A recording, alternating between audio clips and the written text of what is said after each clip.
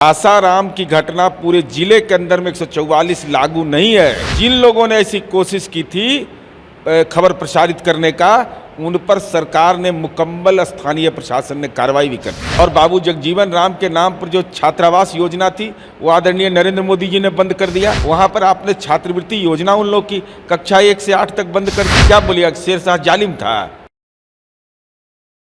बिहार में एक बार फिर से लंबे समय बाद सांप्रदायिक घटना देखने को मिली है और 2 जगहों पर ये मामला सामने आया है रामनवमी जुलूस को लेकर।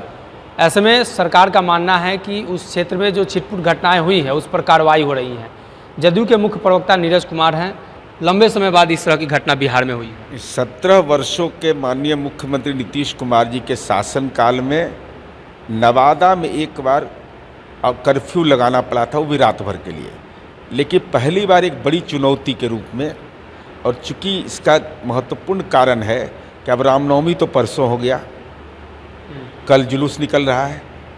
सासाराम में बिल्कुल फर्जी खबर फैलाया गया कि सासाराम में आपराधिक घटना हुई। भाजपा के जिम्मेवार नेता ने बयान दे दिया कि भाजपा के नेताओं पर, कार्यकर्ताओं पर बम चल रहा है। मैं पूछना चाहता हूँ, उसका नाम बताइए, उसका नाम जारी करिए, और कहाँ इंजरी उसका कराया आपने, कहाँ उसको थाना में आपने रिपोर्ट किया। 144 लागू है। यह जिसने भी खबर प्रसारित किया उस पर कार्रवाई प्रशासन ने किया, लेकिन 144 वहाँ लागू नहीं। लेकिन इन्होंने राजनीतिक बयान देकर करके माहौल को विषाक्त करने की कोशिश की। बिहार शरीफ की जो घटना है, ये पहली बार ऐसा हुआ कि ये तथाकथित हिंदूवादी संगठन, मैं तो तथाकथित संगठन कहता हूँ इनको, बजरंग दल, इनको छठ पूजा से कोई लेना देना नहीं है, उसमें ही नहीं मिलेंगे। इनको पूजा पाठ से कोई लेना देना नहीं है, और वो सूफी संत का इलाका है। और वहाँ पर इस ढंग की जो भी दुस्साहसिक घटना किया है, प्रशासन ने मुकम्मल कार्रवाई किया है, एकदम बिल्कुल स्थिति नियंत्रण में है। 144 वाली जो घटना है वो फर्जी है। सासाराम की घटना पूरे जिले के अंदर में 144 लागू नहीं है। जिन लोगों ने ऐसी कोशिश की थी खबर प्रसारित करने का, उन पर सरकार ने मुकम्मल स्थानीय प्रशासन ने कार्रवाई भी कर दिया। लेकिन भाई, आप देश के गृह का दौरा है उस क्षेत्र में, मैं इसीलिए कह रहा हूँ भाई तो ये रद्द तो अपने कारण से न किए भाई। अब आदमी ये नहीं जुटेगा तब उपाय क्या है, जब चूंकि कर्म आपने किया नहीं।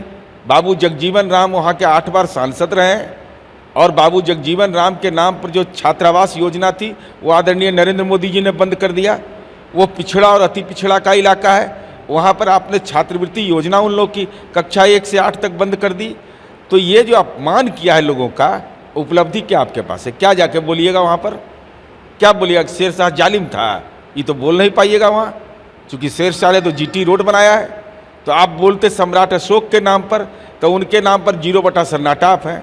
भाजपा ने देश स्तर पर या भाजपा शासित प्रदेश में सम्राट अशोक के सम्मान में कोई भी कर्म नहीं किया। कर्म जब कर्मे नहीं किया तो कुकर्म बताने के लिए आते कि हम जगजीवन राम का अपमान कर दिए, पिछड़ा अति पिछड़ा का छात्रवृत्ति खत्म कर दिए, अग्निवीर जो शहीद होगा उसको हम नहीं देंगे अनुकंपा का लाभ। यही बताने के लिए, यह बताने आते कि हम 39,000 करोड़ हमको देना था पैकेज में, जो मोदी जी डाक लगाए थे, हमारे 77 करोड़ दिए हैं। उपेंद्र कुशवाहा ने पीसी में कहा कि मुख्यमंत्री जी के शासनकाल में ढोल पीटते थे कि घटनाएं नहीं होती है, अब तो वो भी होने लगा। नहीं, मुख्यमंत्री जी के बारे में 3 महीना पहले नगाड़ा पीटते थे उपेंद्र कुशवाहा जी। नगाड़ा एकदम जोर से नगाड़ा बजाते थे कि माननीय नीतीश कुमार जी से शानदार जानदार कोई नहीं, और नगाड़ा के साथ झाल भी रखते थे। वो उरुमा में कहते थे नीतीश जी से अच्छा कोई नेता नहीं है। तो स्वाभाविक है जब हमसे अलग हो गए हैं, और मुझे इस बात की पीड़ा हो रही है कि मैं जब यह जाना कि माननीय अमित शाह जी के कार्यक्रम में माननीय उपेंद्र कुशवाहा जी उस इलाके के सांसद रहे हैं, केंद्र में मंत्री रहे, उनको निमंत्रण तक ही लोग नहीं दिया था। बताइए तो, हमारे यहाँ माननीय उपेंद्र कुशवाहा जी पार्टी के संसदीय बोर्ड के अध्यक्ष थे, फर्स्ट रो में बैठते थे, जहाँ माननीय मुख्यमंत्री जी और पार्टी के राष्ट्रीय अध्यक्ष और प्रदेश अध्यक्ष बैठते थे। अब हालात उपेंद्र जी आपका देख कर मुझे बड़ी पीड़ा होती है कि जिस पार्टी ने इतना सम्मान दिया, आप किसकी जमात में चले गए? उस जमात में चले गए जिससे हमारी उम्मीद थी कि आज आपको यही बोलते कि मैं राजनीति में जिंदा रहूं या मर जाऊं। जिसने सम्राट अशोक का भाषाई अपमान किया है, जिसको सवाल को माननीय उपेंद्र जी ने उठाया था कि दया सिन्हा, जिसको पद्मश्री भाजपा ने दिया, जिसने सम्राट अशोक को जालिम कहा था, क्रूर कहा था, इस मुद्दे पर जिक्र किया हाँ, था जिक्र कि किया था। मुख्यमंत्री जी को अब कार्रवाई करनी है। मुख्यमंत्री जी को क्या कार्रवाई भाजपा करनी ने है? तो अपने ही नेता पर FIR करा दिया। कौन मामले में? किस मामले में? किसको ज्ञान दे रहे हैं? साहित्यकार मामले कहाँ FIR हुआ है? थाना का नाम बताइए। फिर भाजपा की संगत तो पड़ गए आप, फर्जी खबर चलाते हैं। अरे पद्मश्री मिला है, पद्मश्री वापस करने का अधिकार केंद्र सरकार को है। हम लोग नालंदा विश्वविद्यालय वाले लोग हैं, वो दिमाग लगाइएगा तो हम लोग अपने दिमाग चलते रहता है। यहाँ फर्जीवाड़ा का DNA नहीं।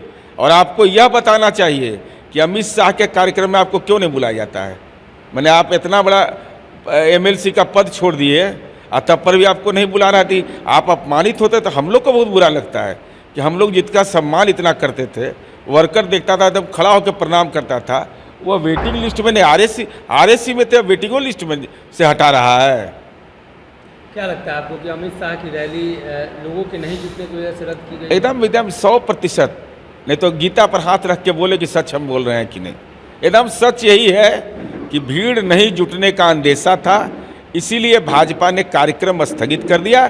चूंकि भाजपा में धन बल की नई संस्कृति हो गई है। बस पर आदमी को ढो 10-10 जिला से, तो बस ढोने वाला भी कोई मिल नहीं रहा है इन लोग को। तब आदमी ने प्रेरके नहीं मिलेगा तो भीड़ कहाँ से जमा होगी।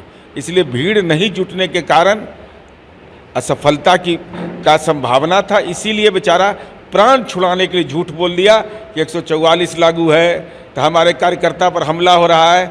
अरे भाई, तो मेडिकल कॉलेज तो आप ही के गोपाल बाबू का वहाँ है, तो वहाँ इलाज नहीं करवाए उस सबका। कार्यकर्ता के साथ हो गया था, आप पटना में कैसे बैठे हुए हैं?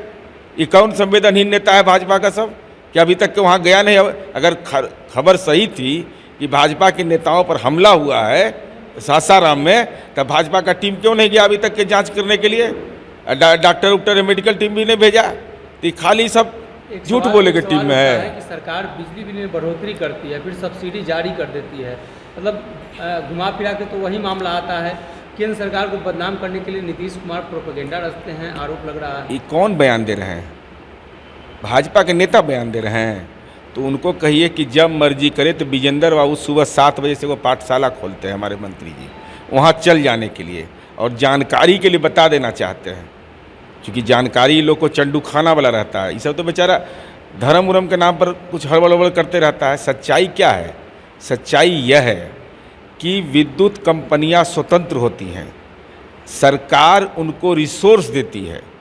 तो राज्य के अंदर में विद्युत दर तय करने का अधिकार विद्युत नियामक आयोग को है। एक व्यक्ति अथवा राजनीतिक दल को यह अधिकार है कि बिजली दर के मामले में अपनी आपत्ति व्यक्त कर दे वह जाकर। तो भाजपा ने आपत्ति व्यक्त किया नहीं। तो माननीय नीति जब रेट इसका बढ़ा तो बिहार जैसे, और बिहार का गुनाह यह हुआ कि हमारे पास कोयला खदान नहीं है।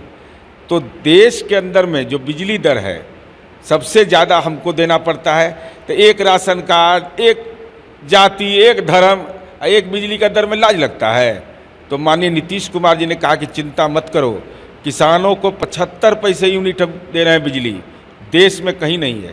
13,000 करोड़ रुपया सरकार अपने खजाने से किसानों को पहले भी सब्सिडी देती रही है, आज भी सब्सिडी दे रही है। लेकिन केंद्र की सरकार पिछड़ा अति पिछड़ा का छात्रवृत्ति खा जा रहा है, जगजीवन राम के नाम पर योजना बंद कर रहा है। तो हमसे अपनी तुलना कर रहे हो, कहाँ तुलना कर पाओगे? देखिए, मुख्य प्रवक्ता नीरज कुमार थे, इन्होंने स्पष्ट किया है बिहार सरकार ने जो बिजली को लेकर फैसला लिया है और मुख्यमंत्री नीतीश कुमार ने भी जवाब दिया कि देश में एक रेट पर बिजली सभी को मिलनी चाहिए। अगर ये वीडियो पसंद आई और वह बिहार के राजनीति और बिहारियत से सरोकार रखेनी तो सब्सक्राइब बटन दबा के चैनल के सब्सक्राइब कर ली। ओजे एगो घंटी बा, ओकरा बटन दबा देला से कुल सटीक और मारक खबर रुआ मुफ्त में मिल जाई। अगर रुआ पत्रकारिता के हमनी के नया प्रयोग में सहयोग कर चाहतानी तो ज्वाइन बटन दबा दी। पेटीएम नंबर नोट कर ली 9386816700। धन्यवाद।